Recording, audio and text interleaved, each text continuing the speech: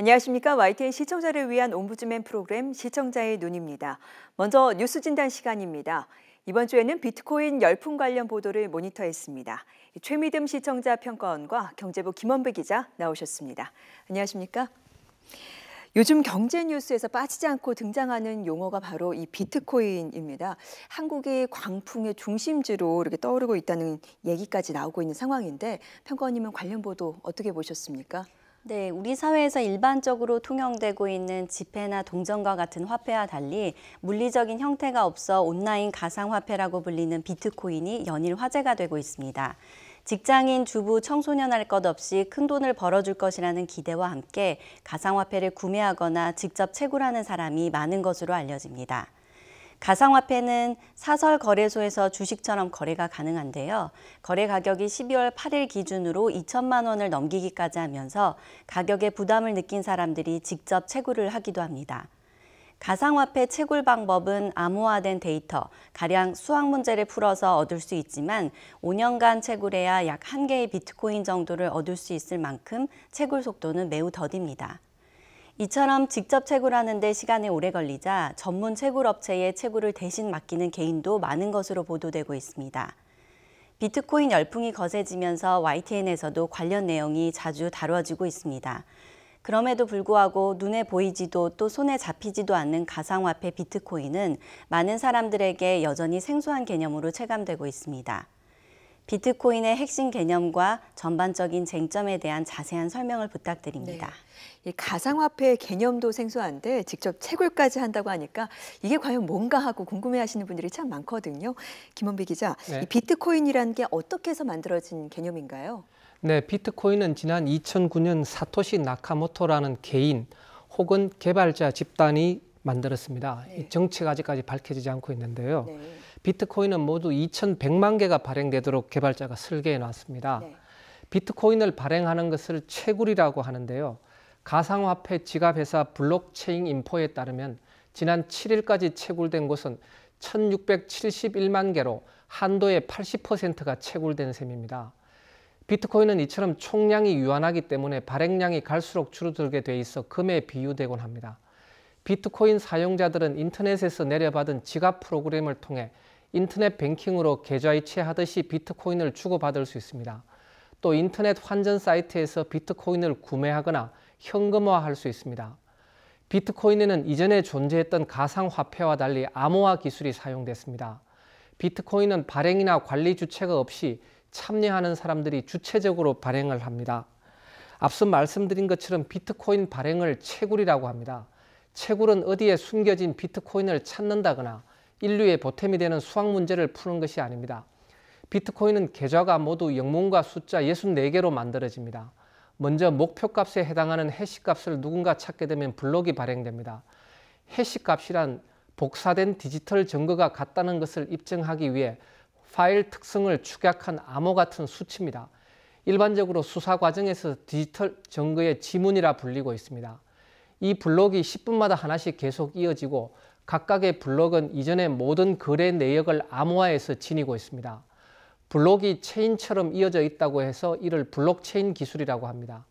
이렇게 블록을 발행하면 만든 사람은 비트코인을 보상으로 받는 것입니다.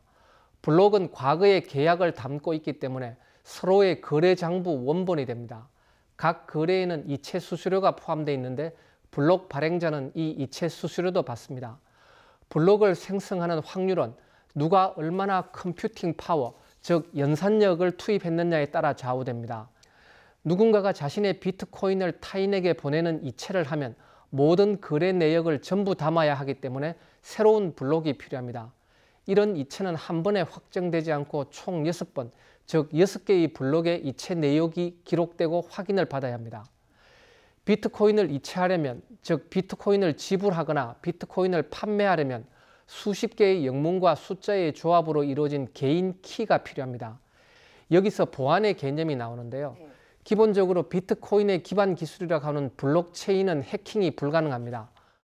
새로 생성되는 블록은 이전에 있던 블록의 내용을 암호화해 가지고 있습니다. 이 모든 내용이 담긴 전체 사용자의 블록을 임의로 교체할 수 있는 기술은 아직 존재하지 않습니다. 그러나 개인 키를 탈취당하면 얘기는 달라집니다.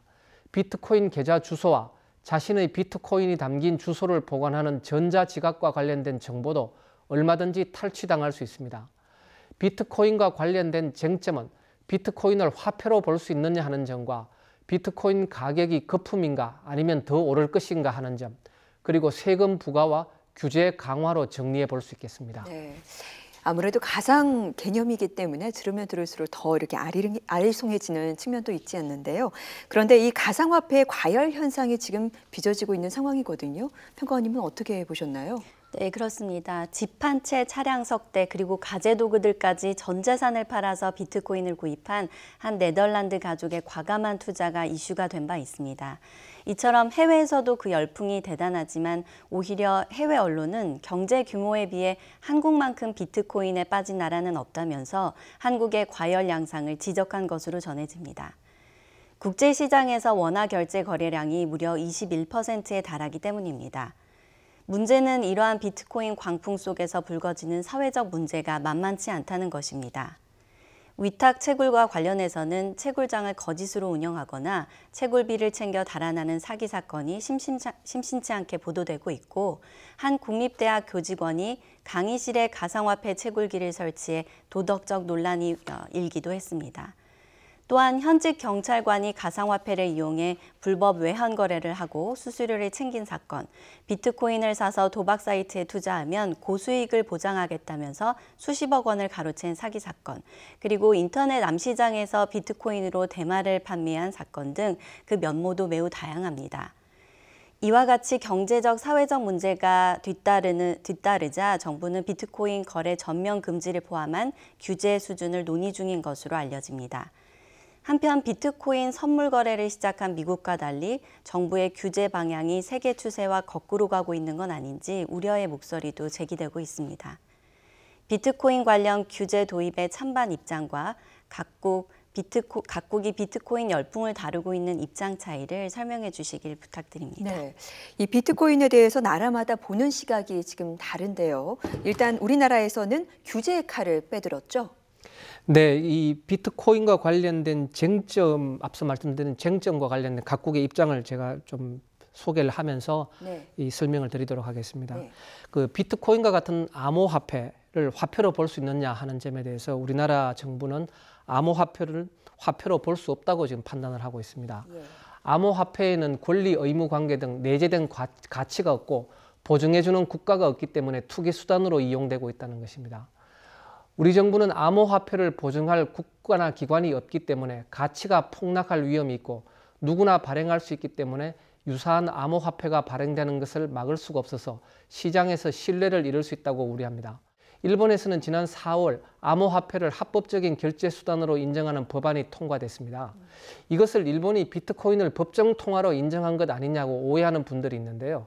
결제 수단의 지위를 획득한 정도지 법정 통화로 인정한 것은 아니라는 점을 유념할 필요가 있습니다. 실제로 비트코인은 금본위제와 무척 닮아 있습니다. 1차 세계대전 이전에 시행됐던 금본위제는 금을 채굴할 수 있는 한계로 인해 자동적으로 화폐용 금 공급량이 조절되는 형태로 운영이 됐는데요. 이는 비트코인이 발행 개수를 정하는 등의 노력으로 가치를 유지하는 것과 비슷합니다. 하지만 금본위제에서도 화폐는 국가가 독점해 운영했다는 점에서 개인 간 거래, 이른바 P2P 거래인 암호화폐와는 근본적으로 다릅니다. 네. 비트코인과 같은 암호화폐의 가격에 대해 버블, 즉 거품 논란이 빚어지기 시작한 것은 지난해 말부터라고 할 수 있습니다. 물론 버블이 아니라는 주장도 있습니다. 일부 미국 언론은 비트코인이 실제로 지불 수단으로 쓰이고 있고 블록체인 기술로 비트코인 교환이 투명하게 공개돼 있고 지금 비트코인 거래자들은 극히 일부며 시장이 확대되면서 계속 늘어날 것이라는 점을 버블이 아니라는 이유로 꼽았습니다. 그러나 우리나라 금융위원회는 최근에 비트코인 열풍에 대해 다른 투자자들이 자기가 산 것보다 높게 사줄 것이라는 확신 때문에 투자에 뛰어드는 다분히 폰지 수법, 즉 금융 다단계 사기 수법 특성이 발휘된 것으로 의심하고 있습니다. 네. 이와 관련해 미국은 2014년 비트코인에 과세한다고 밝혔습니다. 미국 국세청 IRS는 비트코인 투자로 수익을 얻은 부분에 대해 최대 20%의 양도소득세를 매기고 투자로 손실을 봤다면 연간 $3,000까지 공제를 받을 수 있다는 가이드라인을 내놨습니다. 미국 연방법원은 IRS가 세금 부과를 위해 코인베이스에서 2만 달러 이상 비트코인을 거래한 계좌의 거래 내역을 공개해달라는 소송에서 IRS에 손을 들어줬습니다. IRS가 명확한 가이드라인을 정했지만 2015년 비트코인 투자 수익을 신고한 미국인이 802명에 불과했기 때문에 시작된 소송이었습니다. 이 판례는 미국 내 거래소, 미국인이 거래한 세계 모든 거래소에도 영향을 끼칠 것으로 보입니다. 중국의 3대 가상화폐 거래소도 잇따라 비트코인의 위안화 환전을 중단했습니다. 이 뒤에는 중국 당국의 압박이 있었던 것으로 알려졌습니다. 인도네시아와 러시아도 가상화폐 거래를 전면 금지한 상태입니다. 반면에 미국과 일본은 가상화폐를 일부 인정하는 방식으로 규제에 나서고 있습니다. 일본에서는 앞서 말씀드린 것처럼 지난 4월에 가상화폐를 합법적인 결제 수단으로 인정하는 법안이 통과됐고, 미국은 재심의 끝에 미국 시카고 옵션 거래소와 시카고 상품 거래소에서의 비트코인 선물 거래를 허용했습니다. 우리나라 정부는 가상화폐 거래를 아직까지 전면 금지하지는 않고 있지만 규제를 강화하는 쪽으로 나가고 있습니다. 특히 가상화폐 거래를 제도권으로 수용하는 것은 절대 하지 않을 것이라고 강조하고 있습니다. 또 지난 9월에는 어떤 기술을 쓰거나 용어를 사용하던 모든 형태의 신규 화폐 공개를 금지했습니다. 신규 화폐 공개를 내세워 투자를 유도하는 유사 수신에 사기 위험이 커졌기 때문이라고 그 이유를 밝혔습니다. 네, 이제 앞으로 우리나라 정부에서 펼칠 규제 방안에 대해서 한번 관심 있게 지켜볼 필요가 있어 보입니다. 네, 지금까지 비트코인 열풍 관련 보도에 대해서 이야기를 나눠봤습니다. 최미듬 시청자 평가원과 경제부 김원배 기자였습니다. 두 분 말씀 감사합니다.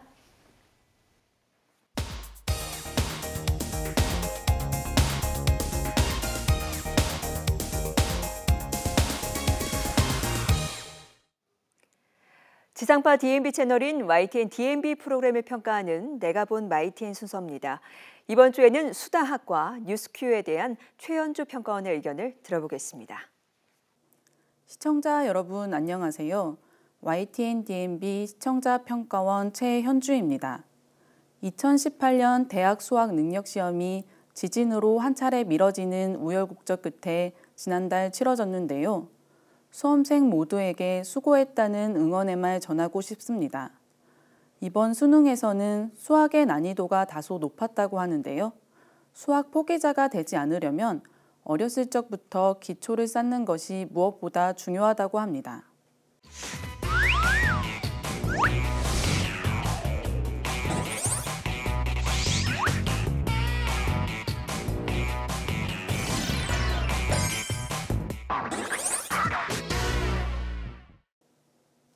YTN DMB 수다학은 수학으로 고민하는 학부모와 아이들에게 솔루션을 제공하는 프로그램입니다.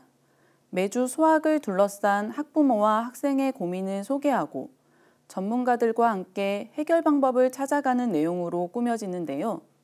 지난 시간에는 혼합 계산에 어려움을 겪고 있는 초등학교 4학년 변하진 학생의 고민을 함께 풀어봤습니다.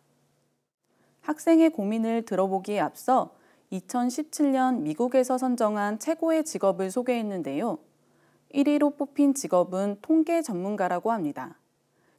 그 외에도 데이터 관리자, 수학자, 소프트웨어 개발자 등이 최고의 직업으로 뽑혔다고 하는데요. 선정된 대부분의 직업이 수학이라는 학문을 베이스로 하고 있다는 점에서 수학 교육의 중요성을 알 수 있었습니다. 더불어 아이들에게 직업 선택에 있어 수학의 중요성을 이야기해 줄 때는 미디어를 통해서 아이들이 스스로 느끼고 동기부여를 할 수 있도록 하는 것을 추천했는데요. 이러한 내용은 학부모들이 참고해 볼 만한 내용이었습니다. 이어서 오늘의 주인공인 초등학교 4학년 변하진 학생을 만나봤습니다. 이 학생은 어려운 정치 서적도 흥미있게 읽을 만큼 독서를 좋아한다고 하는데요. 반면 수학 공부만 시작하면 집중력이 약해지는 모습이었습니다. 학생의 학습 태도와 학습 과정을 영상으로 살펴보면서 스튜디오에서 전문가들이 학부모의 고민을 확인했는데요. 전문가들은 수학 공부에 있어 하진이의 부족한 부분이 정확히 무엇인지 진단하고 이에 맞는 학습 방법을 조언해주는 모습이었습니다. 전문가는 수학 공부에 어려움을 느끼는 아이들에게는 쉬운 문제를 여러 번 풀게 해 성취 경험을 느끼게 해야 한다는 의견을 주었는데요. 이와 더불어 수학에 대한 흥미가 떨어지지 않도록 놀이 수학이나 교구를 활용하는 방안도 제시해 주었습니다. 수다학에서 무엇보다 돋보이는 점은 단순히 영상만을 보고 판단하는 것이 아니라 성취도 평가의 결과를 통해 학생의 문제점과 보완점을 체계적으로 분석해 준다는 점이었는데요. 하진이는 청각적 집중력과 기억력은 좋은 편이지만 시각적 처리 능력은 다소 부족해 아직 어린 나이이기 때문에 학습 개선을 통해서 시각적 능력을 키워주는 것이 필요하다고 조언했습니다. 특히 혼합 계산을 어려워하는 하진이를 위해 문제의 개념을 적어놓거나 풀이 순서를 먼저 써놓고 풀도록 하는 것이 좋다고 조언해 주었습니다. 문제 해결에 도움을 줄 수 있는 구체적인 학습 방안을 제시해 주어 혼합 계산에 어려움을 겪고 있는 학생들에게 실질적인 도움이 될 수 있는 내용이었습니다. 마지막에는 앞서 제시된 전문가 의견 중에서 놓쳐서는 안 될 결정적 한 방을 정리해 주었는데요. 전문가들이 제시한 솔루션을 다시 한번 짚어주어 전체적으로 프로그램의 내용을 정리하는 데 매우 필요한 부분이었습니다. 이어서 산업 속에서 수학을 찾는 파인드 매스 시즌2가 이어졌는데요. 의료와 수학이라는 주제로 두 번째 시간이었습니다. 의료 분야에서 많이 사용되는 초음파 검사에 수학 원리를 적용하여 기술을 개선하고 있다는 내용이었는데요. 다양한 산업 분야에서 활용되는 수학 원리를 보여줌으로써 학생들에게 수학 공부에 대한 동기부여를 제공할 수 있을 것 같다는 생각이 들었습니다. 하지만 이번 편에서는 어린아이들이 이해하기에는 다소 난해한 내용들이 포함되어 있었는데요.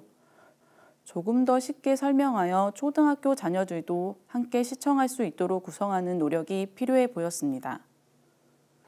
수다학은 수학 교육에 어려움을 겪고 있는 학부모들이 바로 실행할 수 있는 해결 방안들을 구체적으로 제시해 준다는 것이 가장 큰 매력입니다.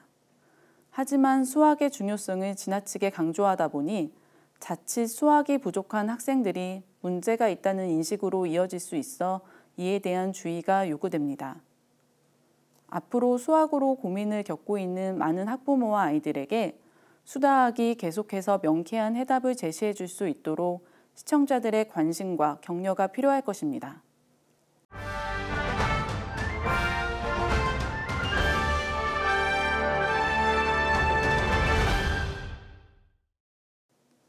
매서운 추위가 이어지고 있는 요즘 전국 곳곳에서 안전 관련 사건 사고가 빈번하게 발생하고 있습니다.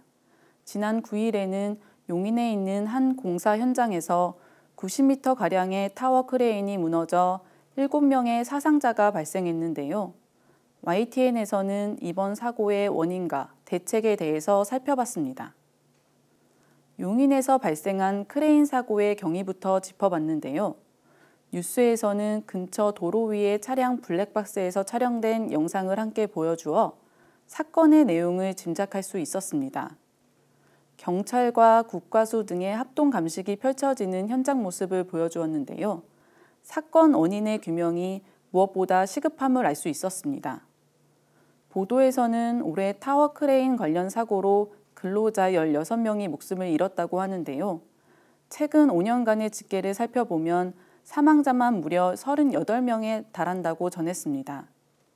그래픽을 통해 2013년 이후 타워 크레인 사고로 인한 재해 현황과 사망자 수 추이를 짚어주어 문제의 심각성을 파악하는 데 도움을 주었습니다. 또한 뉴스의 패널들은 사고의 원인으로 수익 크레인의 증가와 정품이 아닌 부품 사용 등을 지적했는데요. 무엇보다 핵심적인 원인은 위험 사업의 외주화 때문에 발생한 사고라고 진단했습니다.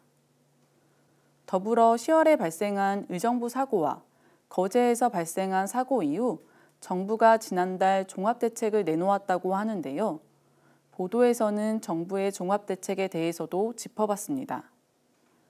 대책으로는 노후화된 기계 결함을 막기 위해 원칙적으로 20년이 넘은 타워 크레인은 사용을 금지하고 있다고 합니다. 그리고 10년이 넘은 크레인은 주요 부위에 대해서 정밀 검사를 의무화하고 또한 15년이 넘은 크레인은 2년마다 비파괴 검사 시행을 의무화하고 있는데요. 하지만 정부의 관련 법령 개정이 내년 3월에나 완료될 계획이라고 하는데요. 크레인 사고가 잇따라 발생하고 있는 만큼 전수조사와 안전점검 등을 서둘러 시행해야 한다는 생각이 들었습니다. 이에 대해 전문가는 생활안전과 건설안전에 관해서 모든 인력과 자원 정보를 통해 기본 원칙을 철저히 지켜나가는 것이 사고를 막는 중요한 지름길이 되지 않을까 하는 의견을 전하기도 했습니다. 무엇보다 이번 보도는 문제의 단순한 사건 경위 외에도 사건 발생의 원인을 진단해보고 이에 대한 대책 마련을 보다 심도 있게 다뤘다는 점에서 매우 의미 있는 보도였습니다. 앞으로도 이러한 문제가 다시는 발생하지 않도록 YTN이 언론으로서의 감시의 기능을 이어가기를 바랍니다.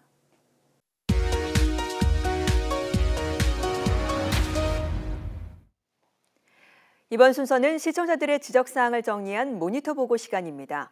YTN 뉴스를 시청하다 보면 의미가 다른 단어가 잘못 표기된 자막이나 가독성이 떨어지는 화면이 종종 나타나는데 시청자들은 좀 더 정확한 뉴스를 당부했습니다. 지난 11일 트럼프 미국 대통령이 예루살렘을 이스라엘의 수도로 인정한 것을 놓고 중동 지역의 반발이 거센 가운데 유대교 회당이 화염병 공격을 받았다는 기사를 전하면서 자막에 유대인 회당이라고 표현했는데 유대인과 유대교가 엄연히 다른 의미인 만큼 더 정확한 자막으로 표현했어야 했다는 지적이 있었습니다. 그리고 지난 13일 북한이 유령 회사를 활용해 자금 운영을 한다는 내용을 전하면서 관련 자료를 그대로 제시했는데 해당 문장 부분을 해석해 그래픽으로 팝업 처리를 하는 방식으로 가독성을 높였다면 불특정 다수가 시청하는 뉴스에서 효과적이었겠다는 지적이 있었습니다. 그런가 하면 개정된 김영란법이 무엇인지, 이전과 다르게 변하게 된 내용이 어떤 것인지, 적용 대상과 이번 개정안이 적용되는 시기 등에 대해 자세히 설명을 했는데 개정안 통과 관련 해당 내용을 참고 자료를 통해 구체적으로 확인할 수 있었던 친절한 설명이 돋보였다는 의견도 있었습니다.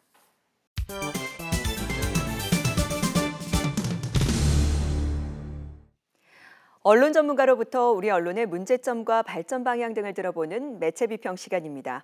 오늘은 이철한 동국대 교수로부터 북한군 병사 판문점 귀순 사건에 대한 언론 보도 문제점과 개선 방향이라는 주제의 논평을 들어보겠습니다. 지난달 북한군 병사가 판문점 공동경비구역을 통해 남쪽으로 넘어오는 사건이 있었습니다. 이 사건은 매우 극적인 요소가 많았습니다. 북한군 최정예 병사가 판문점으로 목숨을 걸고 탈출에 성공하였지만 총상으로 사경을 헤맸는데 아들만의 영웅 이국종 교수가 또다시 살려낸 것입니다. 하지만 이 사건을 다루는 언론은 지나치게 연성화되는 경향이 두드러졌습니다. 이번 사건에서 가장 기억에 남는 점이 주로 북한군 병사 뱃속에 있는 크고 많은 기생충들이나 병사가 먹고 싶어한 초코파이, 좋아하는 걸그룹 등이라는 점에서 이번 사건에 대해 우리 언론이 너무 연성화된 관점에서만 보도를 하지 않았는지 뒤돌아 봐야 하겠습니다. 이번 사건은 사실 우리 사회에 매우 중요하지만 쉽게 해결할 수 없는 쟁점들을 많이 건드렸습니다. 그 쟁점은 주로 이국종 교수 발언에서 시작되었는데요. 우선 귀순한 북한 병사의 뱃속에서 거대하고 많은 기생충들이 있었다라는 발언에서 환자의 인권이 침해되었다는 의견으로 인해 큰 논란이 생겼습니다. 향후 이 병사가 남한에서 살아가는데 기생충이라는 연상으로 평생 기억될 것을 우려하는 것이었고, 또한 의료법적으로도 환자의 상태를 의료진이 동의 없이 공개하는 것이 불법이기도 합니다.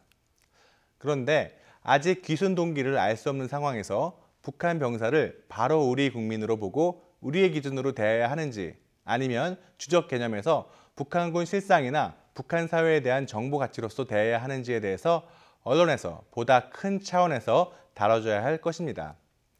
또한 이국종 교수는 치료 과정에서 외상센터가 적자 운영돼서 소속 병원에서 무시당하고 있으며 정부 예산 증액이 되더라도 행정 관료나 각종 전문가가 가져가고 자신과 같은 말단 노동자에게는 안 온다고 하였고, 외상센터의 처우가 나빠서 지원자가 없다고 하였습니다. 그 결과 예산도 증액되고 처우도 개선된 것으로 보도되었습니다. 하지만 여기서 근본적으로 논의가 되어야 하는 쟁점이 많습니다. 중간에 예산을 가져가는 사람들은 누구인지, 그리고 센터 적자 운영은 건강보험공단에서 중증 외상에 대해서 낮은 수가를 책정한 것이 원인일 텐데, 그렇다고 모든 고액 치료가 필요한 경우에 대해서 의사들이 만족할 만한 치료비를 제공하는 것이 바람직한 것인지, 그 부담은 국가가 세금을 쓸 것인지 아니면 국민들이 낸 보험비로 사용해야 하는지 등은 매우 논쟁적인 분야입니다.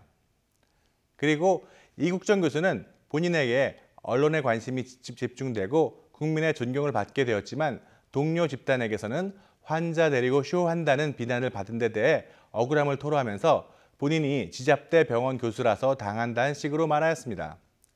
우리 사회에서 학벌 문제, 지역 간 격차 문제 등이 풀어나가야 할 엄중한 문제인데 본인의 억울함을 푸는데 시잡대, 즉 지방잡대라는 표현을 사용하고 언론에서 이를 무비판적으로 다룬 것도 큰 문제가 있습니다. 이 외에도 국방 예산이 얼마인데 군에서 총상 환자를 치료하는 전문 의료진이 없다거나 이국정 교수 개인에게 왜 본인이 실명할 만큼 건강을 해치면서까지 중증 환자가 몰리게 되었는지에 대한 설명도 언론이 해주었으면 좋겠습니다.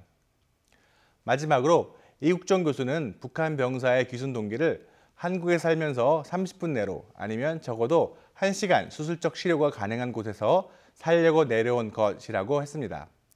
하지만 상식적으로 이 사건에 대해서 다른 탈북자들이 말한 대로 귀순 탈북 병사의 질주는 자유향한 2,500만 북주민의 질주로 보는 게 더 타당해 보입니다. 시청자의 눈은 시청자 여러분의 참여를 기다리고 있습니다. YTN 홈페이지 시청자 의견 코너에 글을 남겨주시면 좀 더 정확하고 공정한 방송을 만드는 데 참고하겠습니다. 이번 주 순서는 여기서 마치겠습니다. 함께해 주신 여러분 고맙습니다.